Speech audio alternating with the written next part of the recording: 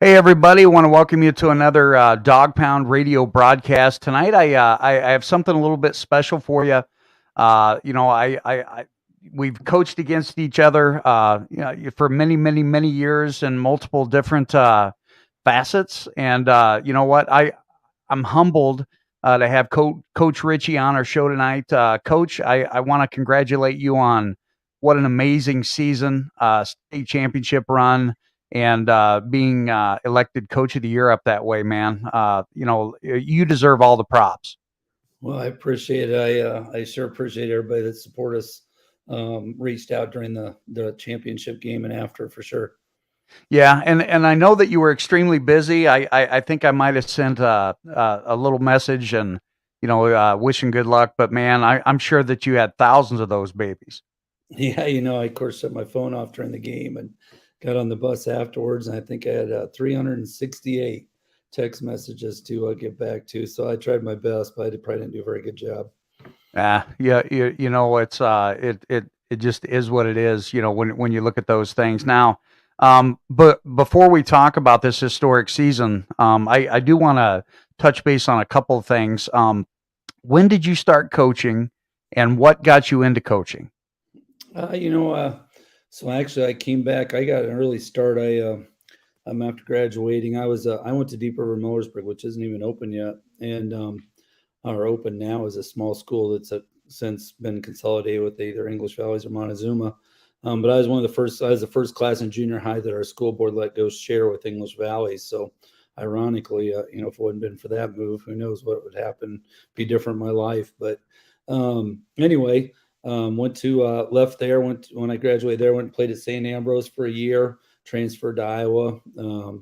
Actually went back and helped my high school coach in 1989, 2 years after I graduated. So I got going pretty early, and then unfortunately, we coached one game with him, and we upset Sigourney one time, the first game of the year in '89.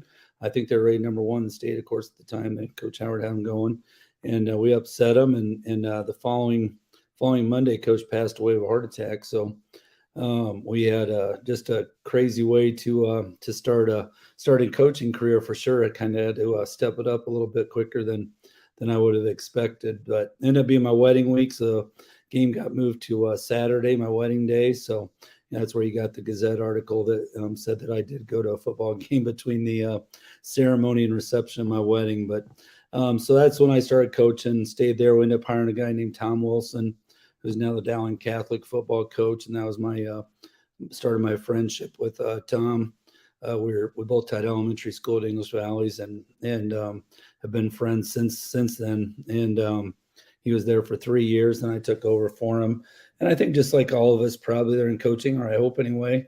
I think the big thing for me was there's a love for sports, obviously, and competition, but more importantly, just a lot of good coaches that impacted me along the way, and made a big difference in my life. So just wanted to get a chance to do that for someone else. You and Tom are two probably that could be considered on the Mount Rushmore of coaches, and you coached in that little school in English Valleys. Yeah, we were both elementary teachers, and I don't know if there was I don't know if there was a lot of people that thought we knew what we were doing then, and we probably didn't. But just like all people, I think that I heard something once about that.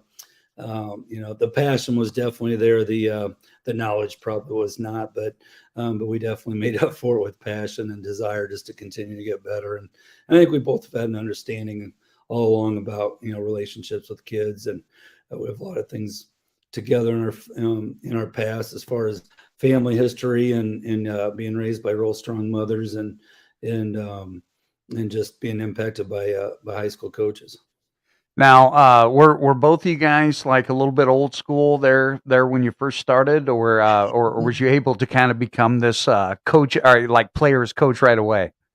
I probably got to be the player's coach right away. Tom was probably the bad guy. He was yeah, we definitely, I wish I had copies of the practice plan. We did make practice plans, which is impressive in itself. But we, I would guess that really what I remember from the whole thing was that we were tough and we were in shape because I don't think we knew what to teach. So we would just try to do something, we run, and then we do something, then we'd run, and we do something, then we'd run. So we're in really good shape, and I think that's where it started for us. But yeah, we were definitely connected since that day. I love the stories about like the original weight rooms in these schools. What was the original weight room like at English Valleys? We were probably pretty fortunate. The first one I remember as Coach Carson was he was a big weight room guy. Played at UNI. Was just a real big, imposing guy that loved the weight room, and so we had a portable building. A lot of these schools will bring in, when they don't have enough space for classrooms, and it was converted into a weight room. So it was actually fairly good size, and just like everything else, we had the multi-purpose universal machine that you worked your way around, and then a few free weights, and it's typical weight room, not real clean, not real nice, but it was it served for a place to get to work. I remember the first time they got the head machine. Do you Oh remember yeah, oh yeah, oh yeah, yeah. That was yeah. It saved having to do with the partner holding your head on the sides and so forth. But yeah, no, it's crazy. There's a lot of things. From video obviously to weight room, that's changed drastically over those 30 years. Now, you and I had a conversation. I think it was on the sideline once, and I don't know whether you'll remember, but we were talking about how your wife, rarely misses any games. Like, and I think it might have been the game that you came down to Central Lee that year, and beat us. But I mean, how many games has she missed in your 30 years? Is one of those deals. It's kind of like the story of my life. She never missed. She missed one when our youngest son Cade was born. He was born on a Friday, and she was real concerned. They went in and induced early in the morning, thinking that at least I could get to the game, and I did, which we lost in overtime at Point Bay, and I remember. And anyway, and besides that game, up until the last three, is kind of like everything else. All of a sudden, grandkids came.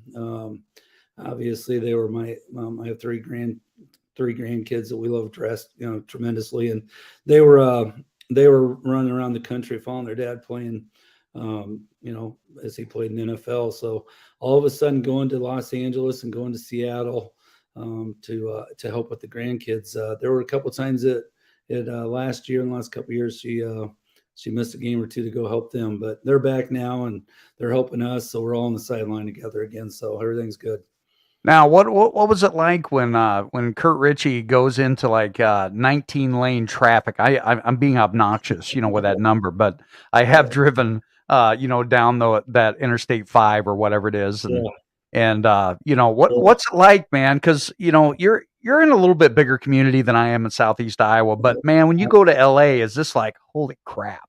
Yeah, I know. A couple of things, I think, yeah, you had to be patient. And thank goodness the people out there I found for the most part were pretty patient with me as I was trying to find which lane and so forth I needed to be in. It was just, I just made me thankful that I wasn't part of that. And it's just amazing to me how, I remember one time we took our grandson to Disney in Los Angeles. And I think the drive there was like an hour and a half. And on the way back, just because of the timing and so forth in rush hour, it was over 3 hours, 3.5 hours. We sat in the car for most of it. So it was an eye opener, and definitely, yeah, we don't, I'm trying to think how many, I don't know if we have a stoplight in Williamsburg. So to deal with that was definitely not a comfort zone, but it was a great experience getting to see it, and something I would never got to see otherwise, probably.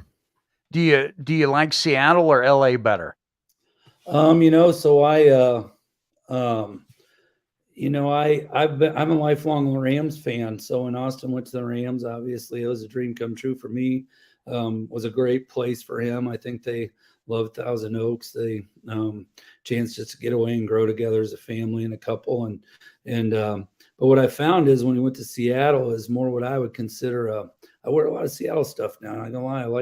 I wouldn't say I'm completely, changed or converted over a Seahawks fan, but I just like you could drive around Los Angeles and not even know there's Rams were having a game. Seattle game day, it's everybody in Seattle. So I just liked how the community was all in, and obviously the 12s and so forth is a great atmosphere. Now, and Pete Carroll, I mean, what is he? Is he going to be 74 this year and still acts like he's 15? Yeah, I think that was probably the most eye-opening thing for Austin was just, obviously Coach McVay's an energy guy, but man, he was just amazed by the energy that guy has at that age, and he was great to our family. How big is that Super Bowl ring? He doesn't have one. They lost. Oh, He was always a year late or early, I guess. So the Rams won it the year after he left. The Chiefs won it the year after he left. So they should have sent him two. yeah. So yeah. So but he did get a play in one. Obviously, the time that they lost in Atlanta to. So it was a great experience going to that. Yeah, and let's talk about you gave me the tour of one of the best weight rooms that I've seen in the state of Iowa. Now, how blessed are you to utilize that weight room? And then question two is, what's your average? As far as participation in the summer when you're looking at athletes, and you can go 7 through 12, you can go 9 through 12, or however you want to do that. Yeah. So you just saw our new one this year, right, Chuck? When you Yeah. guys came up for that Monday night game. Yeah. So, yeah, it's an amazing facility. I think that it's one of those things that I wish I would have done a better job in 2001 when I came here of doing a video history of just how far, from the field and the facilities to the weight room to everything else, how things locker rooms. How everything has changed that way, for sure. But summer has always been big here. It's our kids do obviously a tremendous job. We try to be our boys and girls live together. We try to work at it all together as a community of coaches and staff and support each other. And all of us are in there working together with our strength coaches and try to be a part of it, involved not as much for me as I once was, but I mean, there's several summers, we've done a long time. And other than the COVID year, I'm sure we're a morning weight room team. So we only do it in the morning. In the summer, we start 5 groups. Our first group's at 5 a.m. We've tried to get them to go a little bit later just because I don't know if kids need to be getting up in the 4s. I know I don't. And so anyway, but we consistently run, 130 to 170 kids through there over the last, probably 10 summers. It's just kind of the way it's always been, and just blessed that way for sure. Now, when you walked in 2001, what did the culture look like then? And then how were you able to establish this community culture that you built over the last over 20 years there? Yeah, obviously, just being 5, 6, 7, 8 miles down the road at English Valleys and competing against Williamsburg, I knew what it was. My wife was already a guidance counselor here. I was the head softball coach here at Williamsburg, and maybe starting in maybe as early as 93, 95, I know was our first state tournament.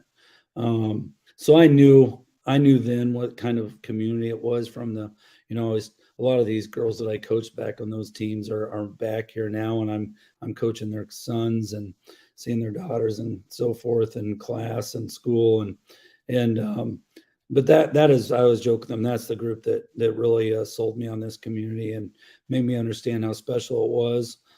So I knew when I came here what kind of support these people were willing to give and how special a place it could be. So I knew we could just continue to get better, believe it or not. And that during that time, we would English Valleys. I remember in Tom's last year in 1992, English Valleys 50-pointed Williamsburg at halftime, which is hard to believe and a long time ago. But Coach Wamachil had gotten things going a little bit. They'd made a state playoff the year before. I always felt that we could take it a little bit farther. They beat us 6-0 that year. I didn't ever feel like it should be quite that close, but our kids at English Valleys played tremendous and showed a lot of heart. So anyway, it was it's just just been a great place. Now, when you took over the reins there, were you nervous? I mean, what did you do to establish your identity or who you were going to be year to year? Like right when you first started as your head coach. Yeah, I think it's kind of like when you start in the classroom, right? You try to, I'm sure I wasn't the choice. I know that there was, a lot of the people in the community, even Austin's boy's dad will tell me, who's a good friend and been on my staff before, and now his family, that, he remembers saying, "We're hiring a guy from English Valleys. What is going on? It's the best we can do." So yeah, you're nervous. You only know one thing. You only know where you've been, and I know never been anywhere else, but I believed it was the best job in the state for me. I still believe that. I think it'd be the best job in the state for a lot of people. But anyway, yeah, I remember my main concern when I got here was just changing, how we do things. I think that I truly believe that first group I had here, May has been as talented as any of them. We didn't lose a game the first year. We're 9-0, one undefeated starting off. Lost the some reason that playoff time was messed up. We played Mount Vernon, and I don't remember if they were rated first and we were third, and somehow we played each other first round. Anyway, we lost. I can't remember. It's 12-0 maybe, or something like that, some weird score. But anyway, it was really just trying to. I remember we started with 60 some kids out, and we went to the first game with 40s, and it makes it sound like we're real jerks, but it really wasn't that. It was just that we were going to hold them a little bit more accountable than what they were used to. And like I said, I believe that if that first group would have known how to prepare and practice a little bit better, where we're at today, I think they're as talented as any group we've had. Now, going in, getting your coaching staff, kind of getting your guys that are gonna, go to war for you each week. What do you look in, or what do you look for in a coach that's going to be a part of a Coach Ritchie philosophy?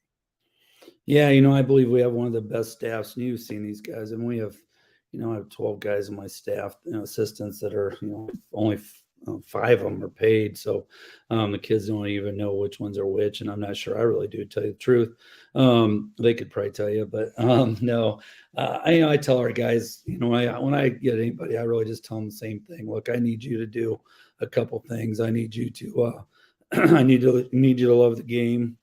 I need you to love kids. I need you to, more importantly, love Williamsburg football, and I need you to love Williamsburg Raider football players. And if you're willing to do that, then we can teach you the rest. If you're just willing to push yourself to get better and jump in on, what we want to be as far as trying to grow and get better each and every day and every year, every month, whatever you want to call it.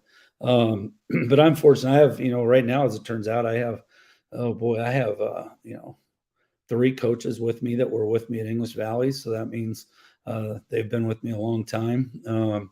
So I'm just, I just have not. We have some young guys. We got to bring in some young guys. Just so, you can't have all old crabby guys running around there. So you got to have some young guys to be goofy with them and that kind of thing. Bring some excitement and fun. And but no, we're very fortunate. It's just a bunch of really good guys that they understand why they do it and who they do it for, and that's what we talk about. And I look back at Coach Knott's staff. When we went on our playoff run there in Centerville, and had those good teams like back to back to back. It felt like, and all of us had been a part of his staff for 10 plus years. And I would almost put a bet on it, Coach, that 90% of these staffs that make the playoffs every, or like 9 out of 10 years, they've been on staff for 10 plus. Would you agree? Oh yeah, no, it's definitely, there's got to be some consistency to it and some common thing, and that's not, that's just not how it works this day and age sometimes. And it's I'm just thankful. I think it really worked out for us, because when I came here, I think I only held one person over from the old staff. It's not like I got to choose, but at the time it wasn't a great culture here. I was one of like 27 teachers hired that year, which will tell you a little bit about them. I mean, you just didn't have turnover like that, then, like they do now, I guess. But anyway, So I was able to bring in a lot of guys I knew, which helped. I kept one from the old staff, which was my defensive coordinator. His name is Larry Bethke, which ended up being the best move of my life because he had a son who, set the state rushing record 2 years later for us and played in the state championship game, Dustin Bethke. So I think he scored 50 some touchdowns or something as a senior. So anyway, that ended up being a good move, but it really, and then those, just getting off to, I don't even remember what, 9-1 and 12-1. So you got up to 21-2 start. And it's, thank goodness for just a bunch of really talented kids to get us off to a good start.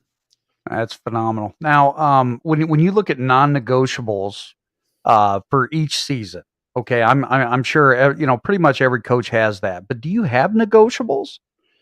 Oh yeah, I mean, I think you got to. I think the big thing for my guys is that, whether it be coaches or players, I am a very easy to get along with guy most of the time, but I'm a very trusting guy, and that's why I tell them I need to be able to trust you. I don't do a great job at um, telling my coaches, coaching staff, how much I appreciate them. I don't think I show it very well. I don't know why they hang around probably as much as they do. I do love them and like family, and they are definitely part of my family. And my other family, my non-football family, understands that. But anyway, that's a big thing. If I got to build trust you to do what's right and do what's right for always and are you going to mess up? Sure, we're all going to mess up, and that's kind of what I do with that's kind of the approach our kids are. I think they know that I'm going to be, I'm pretty loose. You're not going to come to, so we have some new coaches that come in and, like they can't stand our warm up period. And, how we do, it's not that they hate it. It's just, they think it could be better and more structured and all that. And it's player driven and player led and, on, and it isn't. I mean, I understand that most of the time it's not but I think they need a little bit of time, to themselves. And it's only 5 minute period. And it's, I can give them 5 minutes, I guess. So I think it can't always be, you got to have high demands, but you got to also have some downtime in there. Sometimes to really focus and concentrate, sometimes to be a team and build friendships and that kind of stuff. Then back to work, and then just have a good ratio that way. And I kind of compare that with like Coach Smith, Coach Doherty. I love being around those guys. Or that it's like it's infectious, and I'm going to guess that your staff kind of feels that same way. It's that elite mindset. Oh yeah, no, it's it was weird. Not, this is, I've told people this all along. Obviously, you talk about culture, and I don't know if we can get to that or not, but culture is, I heard that one time say it was the most overused, underdefined word in the English language, which I would completely agree. I don't even know how I define it. Probably, maybe you have a good definition of it, Chuck. I don't, but I do know that when I'm around it, I feel it. I don't know if I necessarily see it, but I feel it, and I know it. I felt that when I would go up to Coach Thomas's stuff at AP at Appleton Parkersburg. I'd take my teams up there, and I really took them because I knew that there was just something special about the culture of that place and what he'd established, and that's really what it is. I think that this team was, obviously strive every year to have guys that, like being around each other. But this team truly, I mean, I could have kept practicing all year. We practiced as long as you could practice, obviously, and right down to that championship week. And I could have just started back up the following Monday with those coaches and kids. It was just, other than, having to deal with some hurtful injury type things, we just really had no problems. And the coaches and the kids got along great. And it's just, there's a reason why they won championship. 4 years ago, I remember, we had talked after the freshman game, and I told you, I said, I said, I think that's your best team that I've ever seen. But of course, I was, I didn't get to see your 1992 ball club. Yeah, no, it was, no, we've had some really, really special You players. have. There's no doubt. And there's, yeah, I mean, I told these guys beforehand, they, you know, a lot of times I'll be at weddings or, and all of a sudden it'll come up probably late at night and too far into the dance for people making great decisions. And all of a sudden this player will be saying, 2005 versus 2011, who wins, or this position or that position. And I try hard not to get into that middle of that discussion much, but, to me, I think the 2002 team had always been the team. I mean, still the team I show is we're driving to the Dome every year, their highlight film, because and I think maybe it's more just me because it's the first time I'd maybe really been around a group that cared. I mean, they were successful because they had this care. I mean, that was a group that won state track, made it to state in basketball. I got third in the state in baseball. They were just an amazing group of guys, but they really just held each other accountable more than any group. They made a pact. They're always going to all stick together, and they did it, and that doesn't happen these days. So, but we had to tell this group, like, whoever wins the first one, whoever gets the job done, they get to crown themselves champions. So. Now, Barry Sanders, Walter Payton, or Emmitt Smith? Oh boy, I just watched the Barry thing on Netflix on my downtime. Obviously, I'm looking for a Netflix or some sort of thing to keep me busy here, which was awesome. I kind of forgot. You kind of forget. I think I have probably a little bit of a pride for those guys, pride pull for him and Walter a little bit, just because they battled on teams that weren't good, and I think they had to find ways to be something bigger than that, which I think's awesome. But I've done a lot on him, so I don't know. I think just I'd probably go with Walter Payton if I had to choose. I think. And then as a Rams fan, you're probably thinking, dude, it's Eric Dickerson. Yeah, we had, there was a lot of down years there as a Rams fan. I think the first year I watched football must have been when they played the Steelers in the Super Bowl and Vince Ferragamo, and I just made a mistake. I think I liked their helmets. I don't know, but anyway, I made a mistake of thinking they were good. But boy, there's a lot of down years in between there. And then, but we did have the Eric Dickerson years to keep us going. Well, he was tough. I think I still remember. I don't know whether you remember Jim Rome. When he called, I think it was Jim Everett, Chris Everett, and he threw over the table. You remember that? Oh yeah, oh yeah. And then he was, Jim wasn't real impressed, but I don't think. Yeah, he said one more time. Yeah, and he says, Chris. That's right. Yeah, that's right. I forgot about that too. Yeah. Oh my goodness. I do want you to talk about some of your players. Obviously, watching those guys compete. Obviously you got a fellow that's going to Iowa. I look at number 0, number 6, number 12, but you had many other numbers. Let's talk about some of your players and give them some love. Oh, you bet. This is a pretty easy group to talk about. And I'll start with number 12, Derek Weiskopf. It's he's used to taking the beating that I'll be the first one talking to. They've called him D1 Derek for a lot of times. That's kind of the team chant. But he's handled well. But he's Derek's a kid that moved to Williamsburg, open enrolled here in 9th grade. I remember when he came, I'd always try to tell kids, just stay where you're at and be with the people that raised you and that kind of thing. And he chose to come here instead. And man, goodness, he told me at the time that he was going to be the best kid we ever had move here. And it'd be hard to argue with that. I think it's not only just his talent. I tell Iowa guys, all the Hawkeyes all the time that it isn't the talent that's really something. I don't think you see it as much as a coach, but opposing coach. But I'm telling you what, this guy is a great team dude. I mean, and he's so competitive. He could care less about. I mean, for a guy that is a Division I scholarship guy, committed as a sophomore, does all this stuff, he loves to win and he loves his teammates and he could care less about individual honors. And there's been a really good example of that for us. He's not a guy. We got the ball a lot. Obviously, we ended up keeping him at quarterback just because he brought that to us, and we just decided we're going to get that ball in his hand as much as we could and have a second runner back there and let him use his toughness and competitiveness. But just extremely competitive. And the bigger he is not scared of competition. Oh, he loves it and thrives on it. So, that's I probably his. do I do want to add, and he's a three sport athlete, correct? Yeah, yeah. So Derek is, he was a basketball guy when he's younger. He still is, obviously, and he's stuck with it. But he's a Martin Brothers. I remember watching. I'd heard that when they came here, they said he had these dunks. I'm like, you're in eighth grade, I don't ever.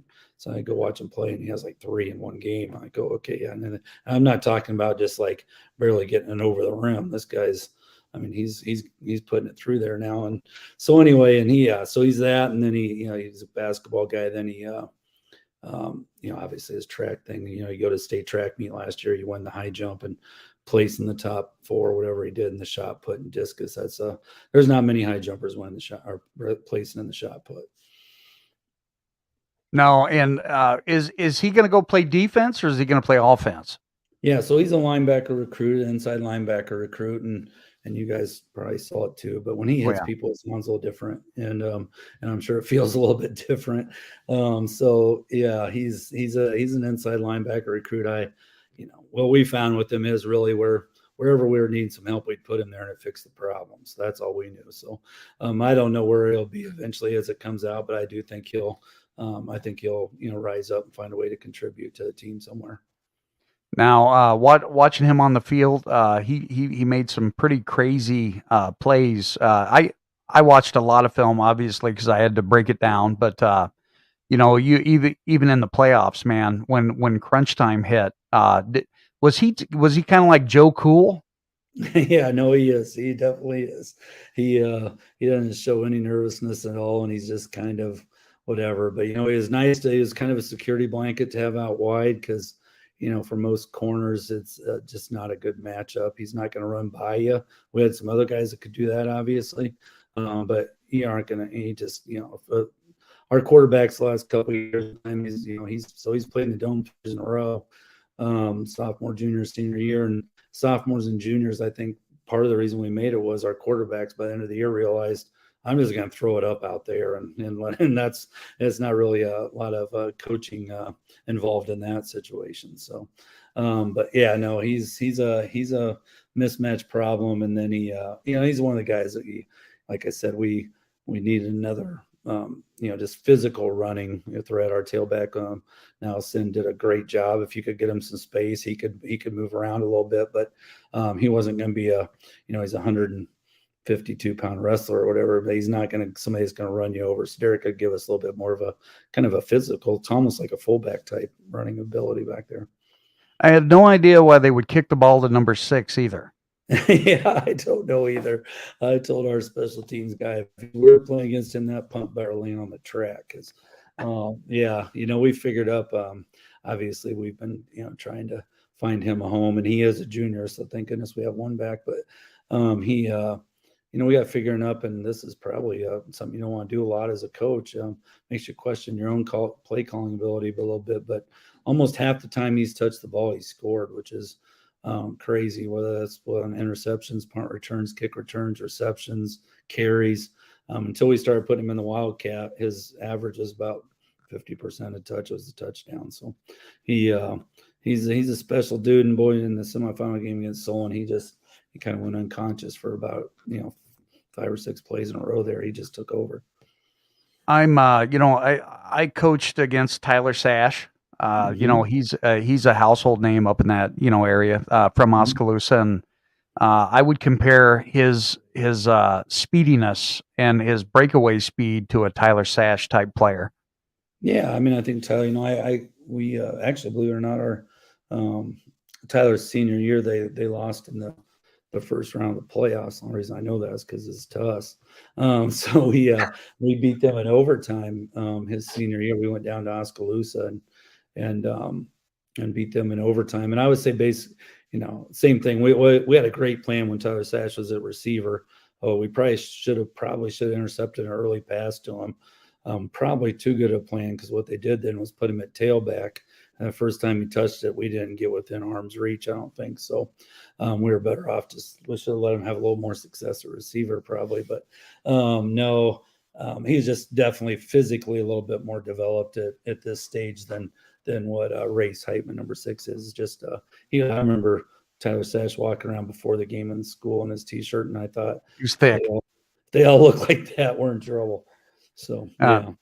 kind of reminded me of a PCM team a couple years back. Remember how thick Oh, those guys were? oh yeah, I lost to them too. Yeah, yeah, you bet. Doggone. What about Zero? And what is I mean, he obviously wore Zero with pride because he was a beast. Yeah, if there's somebody to pick it, it'd be him. His brother Caden is the number 21 for the Hawks. He's their kick returner.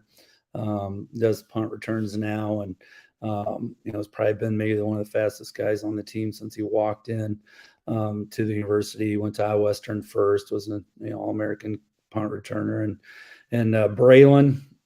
He's they both are. They're both pretty loose. They like to have a good time. They're not going to be over serious about something. They're not going to get worked up about how nervous they are. But Braylon will take it even a little step farther. Probably he's a little bit more. Man, did he? I think that. I mean, I saw tons of growth in him as a. I thought the big thing was his soul, and we knew we were going to have to try to get behind him with some double move stuff and that kind of thing, just because that's what they played us the first time outside. And anyway, we just couldn't connect on those. So we figured they'd stay with it. And so we knew he was going to have a big game, as he was kind of our guy for that, and he dropped a ball early in that game right on our sideline. It couldn't have been thrown any better, and he couldn't have been more open, and he dropped it. And usually when that would happen, he was done for the game. I mean, it would have been a matter of his practice of the game. He just couldn't. He just mentally couldn't get through it. So to see him come back, the next one I probably asked for. I told him he's going to step up and make a play, and if he did, I didn't care what he did with the football. Well, he proceeded to do the flip into the end zone, throw the ball Oh, as high as he can, which is something I normally wouldn't. I don't know if it's a non-negotiable, but it's not something how we like to play. And but at the same time, what I felt like, yeah, I'll take it. He'll if it's got him back going, we'll take it for this game. And he's the opposite of me. So I end up like coaching guys like that. They're just I wish I could be as outgoing and crazy and not think about things as much as he does sometimes. And those are the guys, truthfully, I end up bonding with and care about and love, just because I've had to spend a little extra time with him. So absolutely. Now, I'm just gonna go ahead and ask the question that not only myself and Coach Doherty and a few other coaches have. Would you agree or disagree that your quarterfinal game against Mount Vernon should have been at least the semifinal game, if not the final game? I mean, Solon had a good argument because they beat both of us, so it's hard to they beat Mount Vernon and they beat us. So I don't think any of us. I don't know how Coach Peterson feels about it. I've never asked him that. But I think we both understood why we were playing each other. Or I definitely did. Did I want to play him? No. At that stage, and I didn't know it'd be, end up being that. They might, truthfully, and in hindsight, I'm not afraid to say they probably were the best team we played through the whole playoffs. They were tremendous that night at our place. If it's not for an interception right before half, and then us hitting a big play right at the last play we're getting ready to go down 2 scores at halftime. Had a kid get injured on the goal line, had a little break and play.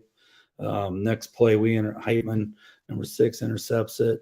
Then we ran a quarterback read play, which we never hardly run.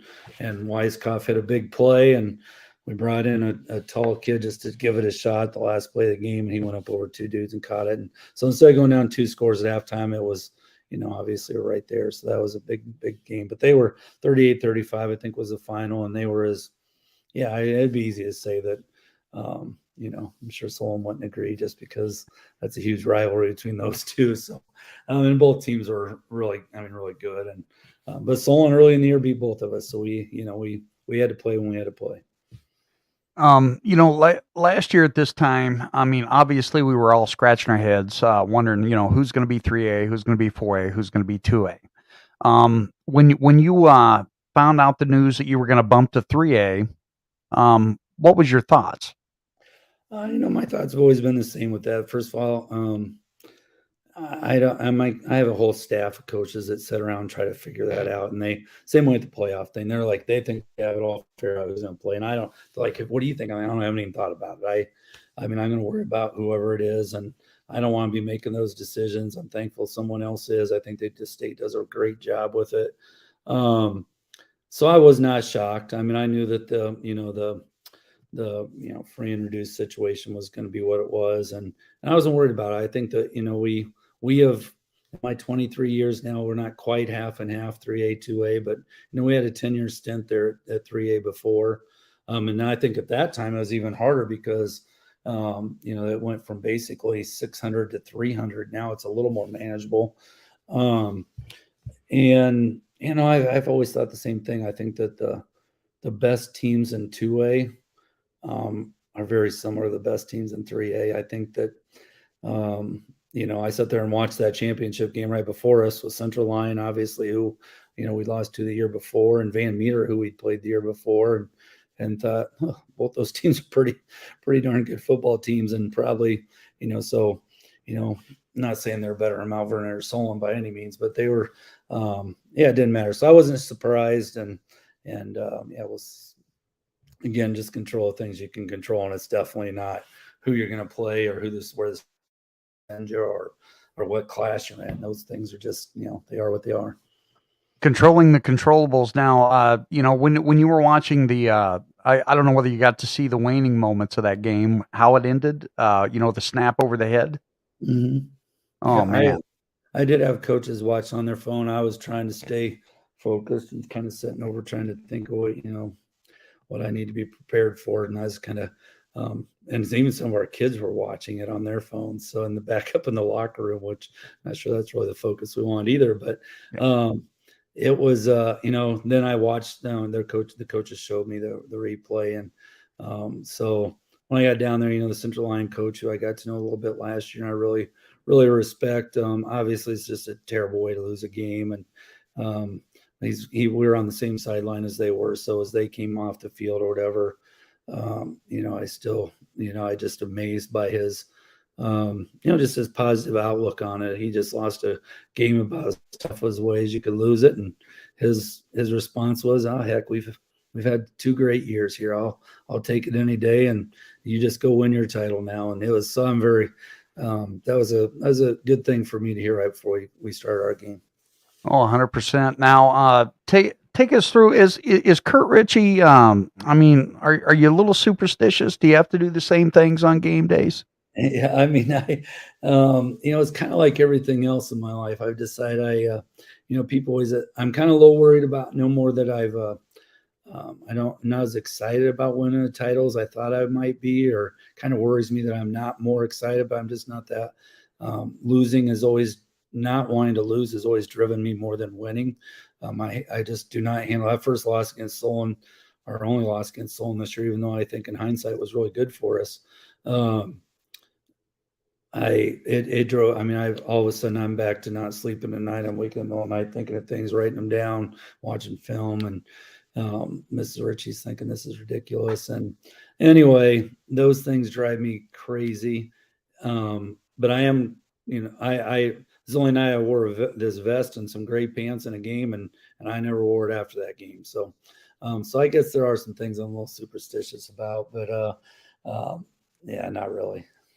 You don't have to eat like a certain cheeseburger or have a certain Diet Coke or anything. Well, food, I'm pretty flexible, obviously, and I'm pretty predictable. So, for me,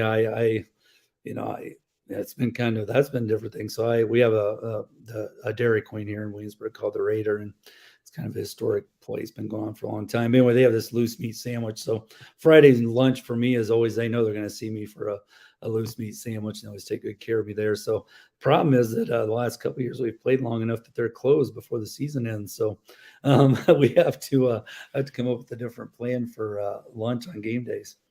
Is it like Maidrites? Yeah. Explain to a Maidrite connoisseur how greasy this baby is. What do you got on this baby? Come on. Oh, they did put everything on there for me except lettuce. I don't need that green stuff, but well, I probably need it, but I don't need it. It is not that greasy. No, it's not. I mean, it's not like the bun is. I've been to. What's the place called Natoma? Have you ever been to this? Ah, It's called the. Gosh, can drive me nuts. I can't think of it now. There's a place downtown in Natoma. My father-in-law took me.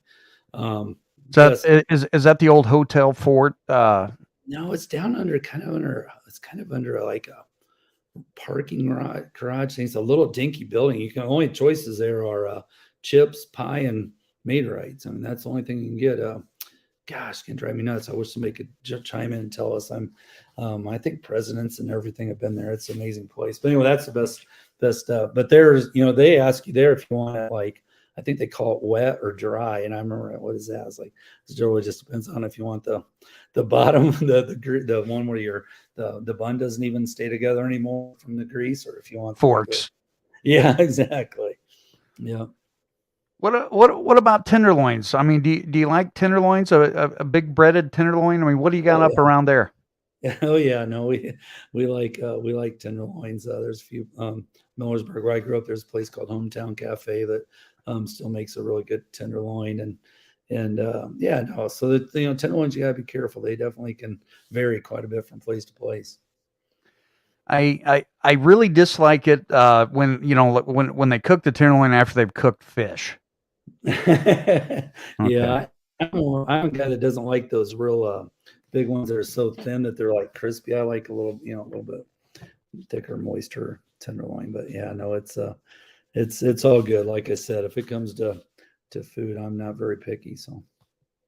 What are you doing in the off season as far as preparing for like another run? Yeah, so we this is a little bit different area for me just because last year at this time I don't know if I was in a depression, but I felt like I had I felt like I had I thought that was always the group that they're a special group. I really love those guys. We weren't real healthy at the end when it mattered, and then to lose 10-6 and have you can find 5 zillion ways you could have won maybe. That was I was not in a good place for a long time. Took me a long time to get back to work last year. So thank goodness it didn't hamper us once the season got going. But we I don't work at the school now. I went to halftime. We run a hunting lodge. I don't know if you knew that, Chuck, but we own a hunting lodge called Legacy Acres Hunting Club.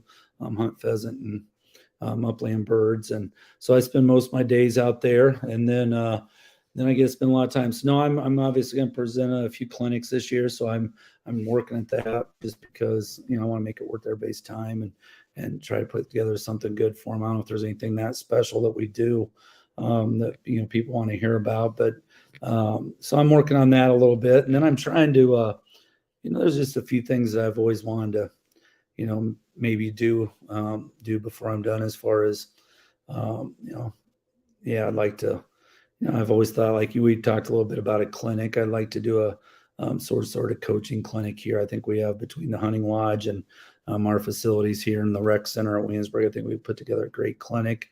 I think that doing some sort of I don't know if there's a lot of camps these days that just you guys know if you probably have the same thing down there, but parents always ask me where should we send our kids to camp, and there's not really a good in my mind there's not a lot of camps out there or teaching camps or they are actually trying to teach you in fundamentals and grow as a player, and players can bring you in and test you and recruit you if they want, move you on. There are recruiting camps and not really teaching camps. So those are all things I'm kind of just piecing together in my mind right now and trying to put a plan together and just trying to think that one thing about being in a smaller school, I think that at English Valleys, I'm very thankful for those times because I never knew what I was going to have from year to year as far as talent.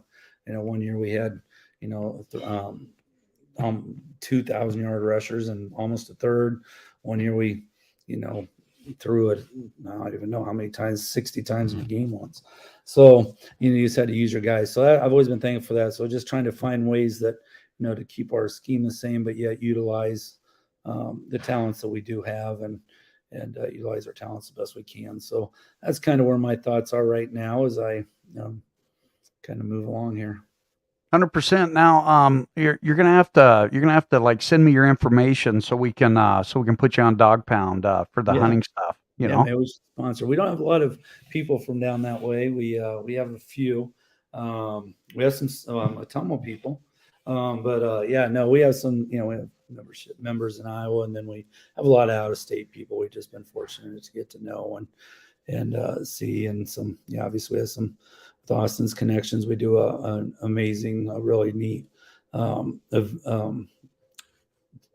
Warrior Rising hunt in March, and that's when we bring in some NFL guys. So that's always fun, and so it's just been just another great way just to meet people. It's always about people. 100%, man. 100%. Now, you better give a shout out to your wife.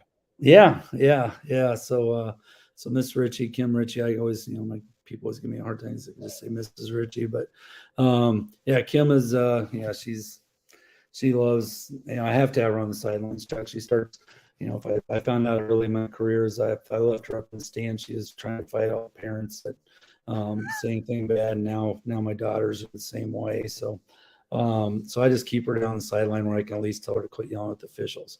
But no, she's just like all the rest of us. She's raised four amazing kids and continues to just now move on to the grandparenting world, and she's a everybody in town would tell you she's the she's the one of dad. So just very fortunate, and we've been married for 89. So yeah, so it's been she's done awesome. So she actually retired last year. She's was guidance counselor, then went back to elementary teaching, and did not teach last year. Jumped back in this year because we just unfortunately had a teacher she respected greatly pass away in late July, and way too early, and so she jumped back in there, and now it's about Christmas, and I think she's thinking maybe it wasn't as great idea as she thought it was at the time. So next year we'll both be somewhat retired, and hopefully can go do some things. Absolutely, because you got to enjoy those grandkids. Oh Special yeah, shout out to yeah. Everybody's wondering, are you gonna go away for the winter? Are you gonna do this stuff or whatever? And we've been blessed enough to be able to go see some really neat places and do some really neat things. But I'm smart enough to know that I'm not getting away from those grandkids for very long. no, and we shouldn't. You know what? We shouldn't. But hey, man, I want to appreciate you coming on. I'll definitely have you on again in the future. Yeah. You'll always be a part of the Dog Pound Brotherhood, buddy. All right. I appreciate you guys do a heck of a job down there. I've said that. I don't know. You guys have what Darren's done, what you guys have done down there is really neat to see how it's grown. We obviously played them back before he was there, and as a coach, and playing you now and seeing the growth. I'm not sure you guys, sometimes when you're part of it, you don't see it as much as from the outside looking in sometimes, but you guys have really established some good stuff there, and I should be really proud. Tell you what, it's exciting to be a part of his staff, man. He's pretty addictive. Stay on the line here real quick, Yeah, you bet. Coach, and we'll chat just real quick. Hey, I want to let everybody know that we will be live Tuesday night. It's going to be a boy-girl basketball game against the Washington Demons, so stay tuned.